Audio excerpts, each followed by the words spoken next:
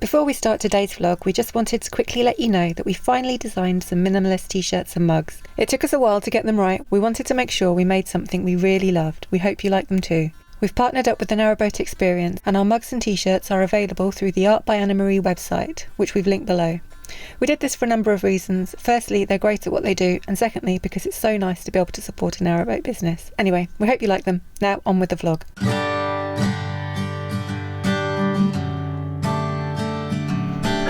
Morning! Good morning from a dark and rainy Tuitfield.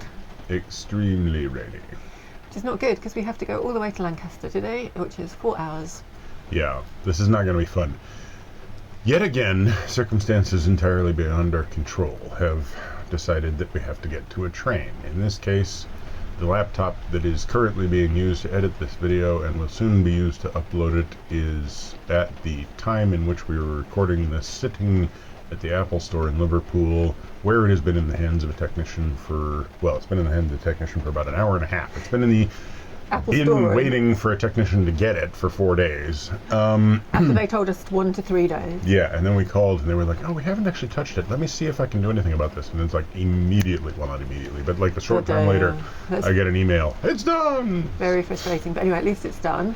So we have to cram our way from Tuitfield all the way back, past the bay and Morecambe Bay and everything, all the way to Lancaster. We have to do it reasonably fast because it's Sunday and the Apple store shuts at 5, so you need to be in Liverpool by 4, which means we need to be in Lancaster by 2. Which means we really got to go now. We need to go like an hour ago. Yeah. It's a shame because the canal actually continues. No, not the canal. The canal ends here, but the line of the canal once went all the way to Kendal. And there's like 7 or something locks right here, and I really wanted to go and have a walk and see what was there, but it's raining, and even if we hadn't been having to cruise today, I don't think I'd have been walking up there. No, it's really sodden out there. Yeah. So I'm going to spend the next few hours underneath an umbrella, hopefully to spend the next few hours after that on a train. Yeah. To spend the next few hours of that on a train. So that I can start editing.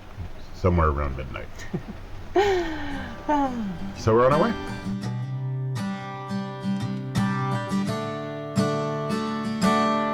I'm pretty sad that we didn't get to explore further north on foot, but it's just not meant to be today. Luckily, we didn't inconvenience anyone with our service point mooring, as no boats have arrived to use the facilities. We really didn't have any choice after arriving in the dark last night.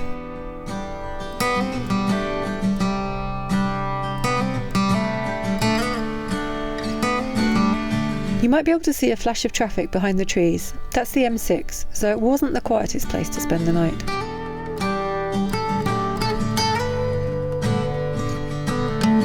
We head back south past Tuitfield Marina, and then George and I jump back on board.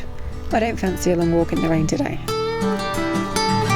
Here are the visitor moorings that were all too shallow for us to get onto last night. You can actually see where some of the bank has collapsed into the canal. The moorings have been fenced off with this orange netting.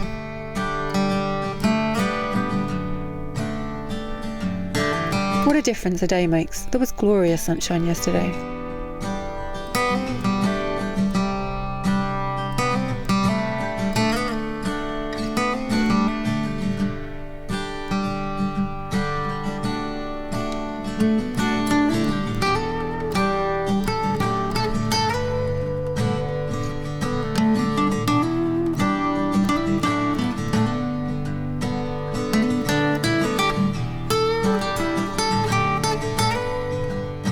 Here are some private offside moorings outside the New England Holiday Park.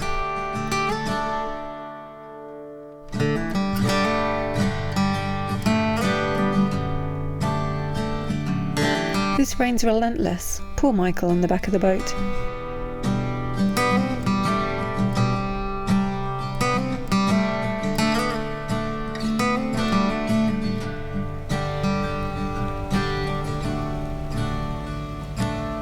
Seeing as it's such a miserable day, and because we cruised this section of canal in the last vlog, we thought we'd take this opportunity to tell you a little bit about the history of the Lancaster Canal. As ships got larger in the 1700s, they started to have more and more difficulty travelling up the River Lune to dock in Lancaster. This meant that Lancaster started to lose more and more trade to other ports such as Liverpool. A plan was proposed in 1772 to build a canal that would link Kendal with Liverpool via Lancaster and Preston. For a while the plan didn't gain much traction, and then an alternative plan was put in place to build docks in Glasson at the estuary of the River Lune. This meant that ships no longer needed to travel upstream as far as Lancaster to load and unload. The idea of building canal links to Lancaster didn't disappear though, and in the 1790s John Rennie carried out a survey. His proposal was to have the canal cross the River Ribble in Preston via an aqueduct, and then continue south to meet the Bridgewater Canal, but as we know, this didn't happen either. The northern part of the canal line from Preston to Tuitfield was completed in 1797, and by 1819 boats could travel as far north as Kendal. The southern section to Wigan was never joined with the northern section. Instead, the two parts were linked via a tramway across the River Ribble. The southern section eventually became part of the Leeds and Liverpool Canal.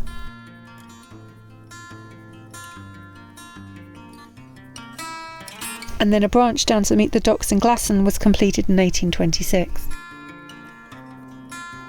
The Lancaster Canal is a contour canal, and it's the longest stretch of lock-free waterway on the network.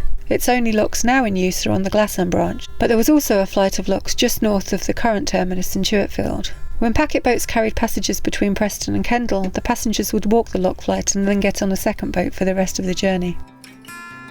As with so many other canals, the Lancaster was marked for closure in the 1950s and 60s. Thankfully, only the section north of Tuitfield became unnavigable, and campaigns were started to save the canal. Hopefully, one day it will be reopened all the way to Kendal again. The Lancaster Canal was finally linked with the rest of the network in 2002 when the Ribble link was opened.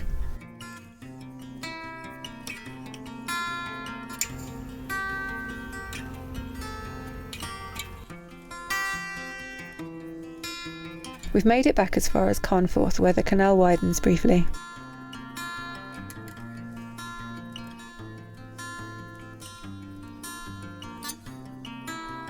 No time to stop at the canal turn today, or at the petrol station, or at the Tesco's. These moorings may not be the prettiest, but they're very convenient, especially as there's an Elson, water point, waste point and shower here too.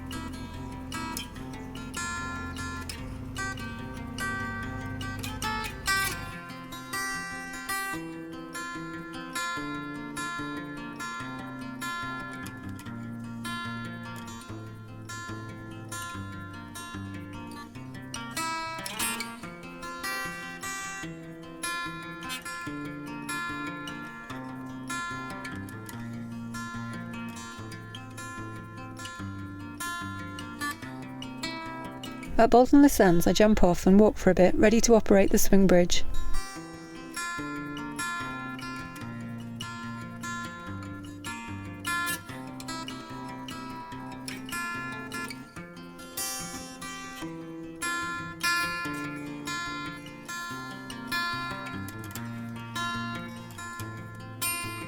When I get back on board I take the tiller for a while to give Michael a break and let him dry off for a bit.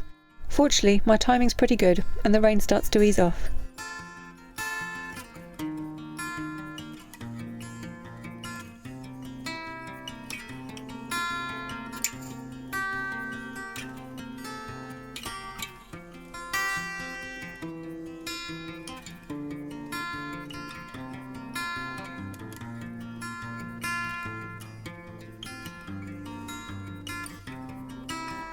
I enjoy the grey views as we head south, and it's a pretty easy cruise.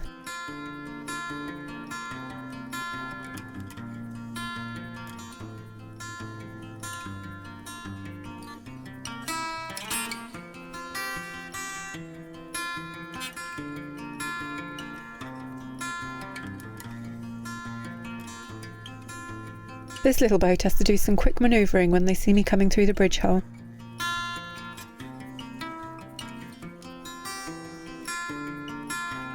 Back across the Lune Aqueduct, that must mean we're nearly in Lancaster.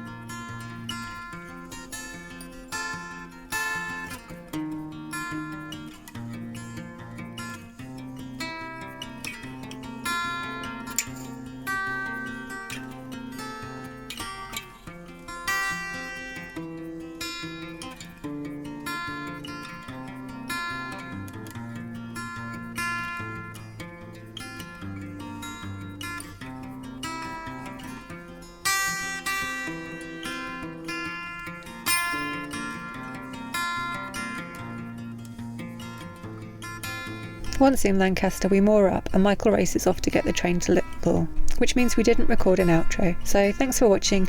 We hope you enjoyed the video. If you did, give it a thumbs up, comment down below, subscribe to the channel if you haven't already, and click the bell if you want notifications.